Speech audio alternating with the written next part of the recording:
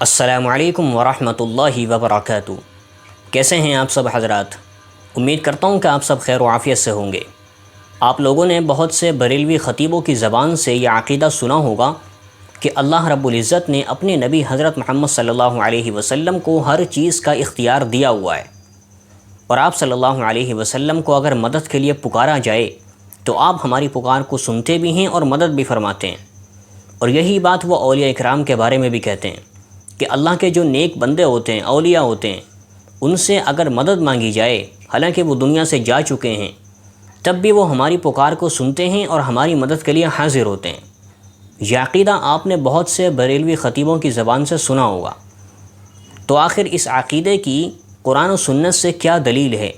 آج کی اس ویڈیو کے اندر ہم اس دلیل کو سننے والے ہیں، اور پھر ہم اس بات کا جائزہ لیں گے کہ کیا یہ عقیدہ قرآن و سنت کے مطابق ہے، یہ بالکل شرکی عقیدہ ہے۔ تو چلیے آج کی ویڈیو شروع کرتے ہیں، اور آج کی ویڈیو میں حضرت مفتی سلمان اظہری صاحب کا بیان ہم آپ کو سنانے والے ہیں کہ انہوں نے اس عقیدے کو لے کر اور اس کو ثابت کرنے کے لیے قرآن و سنت سے کیا دلیل بیان کی ہے۔ چلیے آج کی ویڈیو شروع کرتے ہیں۔ ایک حدیث بھی میں آپ کو بتا دوں، ایک صحابی آئے اور ان کے بھائی کا پیٹ درد کر رہا تھا، بہت تکلیف تھی۔ حضور کے پاس آئے، کہا یا رسول اللہ میرے بھائی کا پیٹ بہت درد کر رہا ہے۔ ڈاکٹر نہیں تھا کیا مدینے میں؟ کوئی طبیب نہیں تھا؟ وہ صحابی حضور کے پاس کیوں آئے؟ اس لیے کہ صحابہ کو معلوم تھا کہ یہ شفا خانہ ہے، یہاں سے جو حکم ہوگا اس میں شفا ہے۔ حضور اکرم صلی اللہ تعالیٰ علیہ وسلم نے فرمایا جاؤ اپنے بھائی کو شہد چٹاؤ، اسقیہ عسلا، اسے شہد چٹاؤ۔ وہ گئے، شہد چٹایا تو جلاب لگ گئے، یعنی بہت زیادہ لوز موشن شروع ہو گئے۔ وہ دوسرے دن بھاگے بھاگے آئے، کہا میں نے تو کل شہد چٹایا لیکن وہ زیادہ اس کا درد بڑھ گیا اور موشن شروع ہو گئے ہیں، یعنی جلاب ہو گئے، دست آ رہے ہیں۔ تو حضور پاک صلی اللہ علیہ وسلم نے دوسرے دن پھر کیا دوا فرمائی؟ کہا اسقیہ عسلا، جاؤ اس کو پھر شہد چٹاؤ، پھر سے شہد چٹاؤ۔ ایک دوا سے اگر فائدہ نہ ہو تو آپ پھینک دیں گے۔ اور وہ صحابی دوسرے دن پھر گئے، اپنے بھائی کو کہا آج پھر شہد کھاؤ۔ پھر انہوں نے شہد کھایا تو آج تو ایسا ہوا کہ ان کا بستر خراب ہو گیا، اٹھنے بیٹھنے کی طاقت نہیں تھی، اتنے زیادہ دست ہونے لگی۔ شہد جیسی کھا رہے بڑھتا جا رہا ہے، بڑھتا جا رہا ہے۔ تو کوئی آ کے یہ تو کہہ سکتا تھا کہ ریئیکشن ہو رہا ہے، دوا بدل دیں۔ تیسرے دن آئے وہ صحابی، کہا یا رسول اللہ اب تو اور حالت بری ہو گئی، بہت زیادہ تکلیف میں ہے۔ تیسرے دن میرے آقا صلی اللہ علیہ وسلم نے فرمایا جا اپنے بھائی کو شہد چٹا۔ تیسرے دن بھی اس صحابی نے کہا یا رسول اللہ شہد چٹاؤں؟ کہا ہاں، تیرے بھائی کا پیٹ جھوٹ بول رہا ہے، اللہ کا نبی سچ بول رہا ہے۔ وہ گئے، تیسرے دن شہد چٹایا۔ تیسرے دن جب شہد چٹایا تو نہ جلاب ہے نہ درد ہے، بلکہ پہلے سے بہتر صحت ہے، صحت و تندرستی پہلے سے بہتر ہے۔ وہ آئے، میرے عزیزوں کہنا یہ تھا کہ حضور پاک صلی اللہ تعالیٰ علیہ وسلم نے پھر ارشاد فرمایا سبحان اللہ کہ تمہارے بھائی کو شہد کی جو تجویز کی گئی تھی وہ اللہ تبارک و تعالیٰ کے حکم سے ہے، کہ شہد میں اللہ نے شفا رکھا ہے۔ اب وہ گڑبڑ کیوں ہو رہی تھی؟ ایک بار چٹانے کے بعد اور گڑبڑ۔ شیطان اس طرح سے کرواتا ہے تاکہ تمہارا عقیدہ رسول کی بات پر نہ رہے، اور اگر تم جمے رہ گئے اسی بات پر تو شفا تو اللہ ہی کی طرف سے آئے گی۔ بسا اوقات ایسا ہوتا ہے کہ کچھ لوگ ہم سے آ کر کے کہتے ہیں کہ حضرت کوئی وظیفہ دے دیجئے۔ وظیفہ دیے، جو کام تھا وہ بھی چھوٹ گیا، آپ نے جو دیا اس سے ریئیکشن ہو گیا ہے۔ اکثر لوگوں کو ایسا لگتا ہے ہمارے پاس وظیفہ لیتے ہیں، تعویذ لیتے ہیں، 2 دن کے بعد پھر بولتے ہیں کہ حضرت ابھی تک کچھ ہوا نہیں ہے۔ تو کیا ہمارے پاس موسیٰ علیہ السلام کی چھڑی ہے کہ ابھی ماریں گے تمہاری دکان کھل جائے گی، بازار میں تمہارا انبار لگ جائے گا؟ صبر بھی تو کوئی چیز ہے۔ آپ جن چیزوں کو تجویز کیا جاتا ہے علماء ربانیین کی طرف سے، احادیث کے ذریعے سے، اس پر صبر ہوگا، اللہ تبارک و تعالیٰ تمہیں آزمائے گا، اور اگر تم کھرے اتر گئے تو انشاءاللہ ساری برکتیں تمہیں اللہ عطا فرمائے گا۔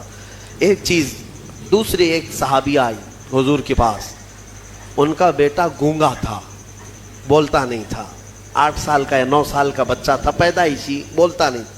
حضور کے پاس لائی اور کہا کہ حضور یہ میرا بچہ بولتا نہیں ہے، اسے کچھ فرما دیں.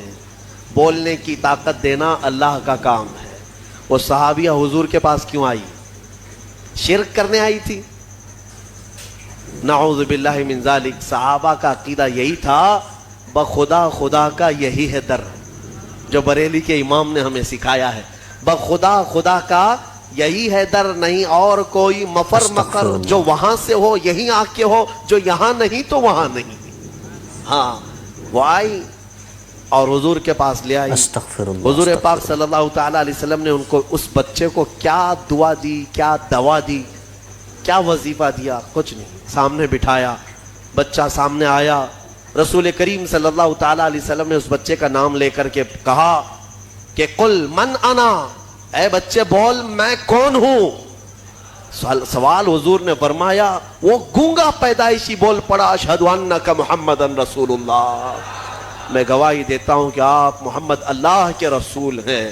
مجھے بتاؤ. اسی لیے ہمارے امام اعلیٰ حضرت فاضل بریلوی رضی اللہ تعالیٰ عنہ نے فرمایا ہے، آنکھ عطا کیجئے اس میں ضیا دیجئے، جلوہ قریب آ گیا تم پہ کروڑوں درود. ہم مانگتے حضور کی بارگاہ میں ہیں تو یہ صحابہ کا ہی عقیدہ ہے. دوستو ان کا بیان تو آپ نے پورا سن لیا ہوگا. انہوں نے اپنے اس عقیدے کو ثابت کرنے کے لیے 2 حدیثیں بیان کی، اور دونوں ہی حدیثوں میں اللہ رب العزت نے اپنے پیغمبر حضرت محمد صلی اللہ علیہ وسلم کے ہاتھ پر معجزہ ظاہر فرمایا. دونوں حدیثیں تقریباً معجزوں سے تعلق رکھتی ہیں. اب مجھے سمجھ نہیں آتا کہ یہ لوگ معجزوں والی حدیثوں کو لے کر دلیل کیوں بناتے ہیں. کہ معجزے بار بار ہوتے ہیں، لگاتار ہوتے ہیں، ہر وقت ہوتے ہیں؟ ایسا تو نہیں ہوتا. بسا اوقات آپ علیہ السلام کے ہاتھ پر اللہ رب العزت معجزہ ظاہر فرما دیتا تھا اور بسا اوقات نہیں فرماتا تھا. تو کیا اس کا مطلب یہ ہے کہ آپ علیہ السلام کے پاس ہر چیز کا اختیار آ گیا؟ آپ کے پاس ہر چیز کی طاقت آ گئی؟ نہیں، ایسا نہیں ہے. اللہ رب العزت نے قرآن مقدس کے اندر ارشاد فرمایا، یا ایھا الناس انتم الفقراء الی اللہ واللہ هو الغنی الحمید، جس کا خلاصہ یہ ہے کہ اے لوگوں تم سب کے سب اللہ کے محتاج ہو، اور اللہ وہ ذات ہے جو کسی کا محتاج نہیں، جو بے نیاز ہے اور جو قابل حمد و ثنا ہے. تو اب آپ مجھے بتائیے، اللہ نے اس آیت میں کوئی قید نہیں لگائی. اللہ نے یہ نہیں کہا کہ اے لوگوں تم سب کے سب محتاج ہو لیکن انبیاء محتاج نہیں، لیکن اولیاء محتاج نہیں. نہیں، اللہ رب العزت نے کوئی قید نہیں لگائی. واضح طور پر فرما دیا کہ جتنے بھی انسان ہیں سب اللہ رب العزت کے محتاج ہیں، پھر چاہے وہ انبیاء ہوں یا اولیاء ہوں. تو اب سوال یہ اٹھتا ہے کہ کیا ان معجزوں والی حدیثوں کو لے کر یہ کہنا کہ اللہ کے نبی کو ہر چیز کا اختیار ہے، کیا یہ صحیح ہے؟ نہیں میرے بھائیو، یہ صحیح نہیں ہے. یہ شرکیہ عقیدہ ہے، اور صحابہ پر بھی آپ نے الزام لگا دیا کہ صحابہ اکرام کا بھی یہی عقیدہ تھا. بھائی صحابہ اکرام کے سامنے اللہ کے رسول صلی اللہ علیہ وسلم اس دنیا کے اندر حیات تھے، موجود تھے. آج بھی اگر اللہ کے رسول صلی اللہ علیہ وسلم ہمارے سامنے موجود ہوں، ہمیں آنکھوں سے دکھائی دے رہے ہوں، اس دنیا کے اندر موجود ہوں، تو پھر ہم آپ کی بات مان لیں گے، بلکہ پھر ہم بھی اللہ کے رسول صلی اللہ علیہ وسلم کی خدمت میں حاضر ہو کر اپنے مسائل کو آپ سے بیان کریں گے، اپنی پریشانیوں کو آپ سے بیان کریں گے. کیونکہ ایک امتی اپنے نبی سے اپنی پریشانیاں اور تکلیفیں بیان نہیں کرے گا تو پھر کس سے کرے گا؟